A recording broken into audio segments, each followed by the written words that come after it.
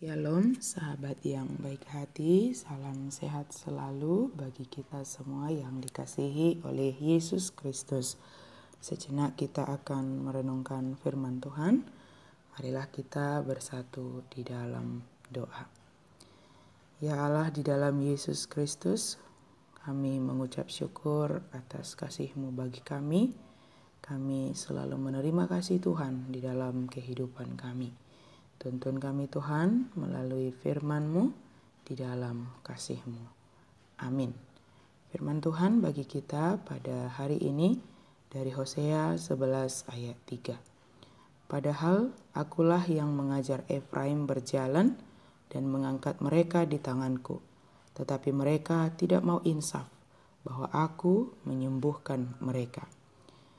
Kasih Allah mengalahkan kedegilan hati. Allah selalu mengasihi Israel seperti orang tua mengasihi seorang anak yang keras kepala. Dan itulah sebabnya Allah tidak akan membebaskan Israel dari berbagai akibat perilakunya. Orang Israel berdosa dan mereka harus dihukum. Seperti seorang anak yang suka berontak dan dibawa oleh orang tuanya menghadap para tua-tua kota. Di sepanjang sejarah Israel, Allah berkali-kali menawarkan untuk memulihkan bangsa itu kalau saja mereka mau berbalik kepadanya. Karena dengan keras kepala menolak ajakan Allah, kerajaan utara telah memeteraikan malapetakannya. Ia akan hancur dan tak akan pernah bangkit lagi. Sekalipun demikian, Israel sebagai bangsa, pilihan Allah, tidaklah berakhir. Sekelompok sisa Israel yang setia akan kembali ke Yerusalem, di mana suatu saat kelak Sang Mesias akan datang, menawarkan pengampunan dan pendamaian kepada semua orang yang dengan setia mau mengikut Dia. Allah terus-menerus menyediakan kebutuhan umat-Nya, tetapi mereka tidak mau memahami apa yang telah Allah ajarkan, apa yang telah Allah kerjakan. Dan mereka tidak tergerak untuk menyatakan terima kasih kepadanya. Tidak bersyukur adalah kesalahan umum manusia. Firman Tuhan mengatakan bahwa Allah sendiri yang mengajar Efraim berjalan dan mengangkat mereka di tangan Allah sendiri. Demikian juga dengan kita semuanya. Allah sendiri yang mengajar kita berjalan dalam kehidupan ini, bagaikan orang tua yang mengajar anaknya untuk berjalan ketika masih anak-anak. Orang tua selalu berusaha agar anaknya semakin lebih baik dan lebih baik, dan harapannya selalu supaya anak-anaknya mengalami dan bertumbuh lebih baik seiring berjalannya waktu. Namun tidak sedikit anak yang tidak menyadari akan semua tindakan yang telah dilakukan orang tuanya, bahkan tidak insaf atas setiap kesalahannya walau sudah mendapat hukuman. Umat Tuhan ketika melakukan kesalahan yang terus-menerus dan berulang kali, maka Allah yang telah mengajar mereka berjalan, mengangkat mereka dengan tangan Allah sendiri, melakukan tindakan kasih-Nya bagi umat-Nya. Kasih Allah tidaklah selalu dalam bentuk hal-hal yang baik. Melalui hukuman yang dinyatakannya juga bagi umat pilihan-Nya, Allah menyatakan kasih-Nya agar mereka insaf dan bertobat.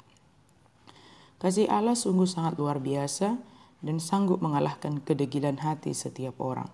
Dan hanya kasih Allah yang sanggup untuk mengubah setiap hati yang keras maupun yang degil. Kita tidak akan mampu untuk mengubahnya. Perenungan kita pada hari-hari terakhir kita di tahun 2020 ini, mari kita periksa hati kita masing-masing. Apakah kita memelihara hati yang keras kepala, atau kedegilan hati ada pada kita? Bagaimana cara memeriksanya? Jika kita menyadari bahwa Tuhan yang telah mengajari kita berjalan, yang telah mengangkat kita dengan tangan-Nya, namun kita justru hanya mengeluh dan tidak mensyukuri apa yang telah Tuhan kerjakan bagi kita, artinya ada ciri kedegilan hati bagi kita. Namun jika kita mengetahui dan menyadari tindakan Tuhan dalam hidup kita melalui orang tua dan sekeliling kita, kemudian kita mensyukuri semuanya kepada mereka dan terlebih kepada Tuhan, artinya kita mau Tuhan mengubah dan membentuk hati kita sesuai dengan kasih-Nya. Mari kita bersyukur akan perjalanan hidup kita selama tahun 2020 ini yang merupakan berkat Tuhan yang memampukan kita melaluinya. Mari kita syukuri setiap hal yang kita alami, baik suka, duka, pergumulan yang sangat berat, sebab dengan demikian kita semakin dibentuk oleh Tuhan sesuai dengan kehendak-Nya. Kita menyadari bahwa Tuhanlah yang menuntun kita untuk berjalan dan menghadapi segala kesulitan hidup itu, segala sukacita itu, segala pengalaman hidup itu. Tuhanlah yang menuntun kita untuk melaluinya. Tuhan menolong kita untuk insaf dan mensyukuri segala hal dalam kehidupan kita. Percayalah, Tuhan tetap menuntun kita di dalam perjalanan hidup kita. Amin. Mari kita berdoa. Terima kasih Tuhan untuk firman-Mu. Tetaplah kami berjalan sesuai dengan tuntunan Tuhan. Amin.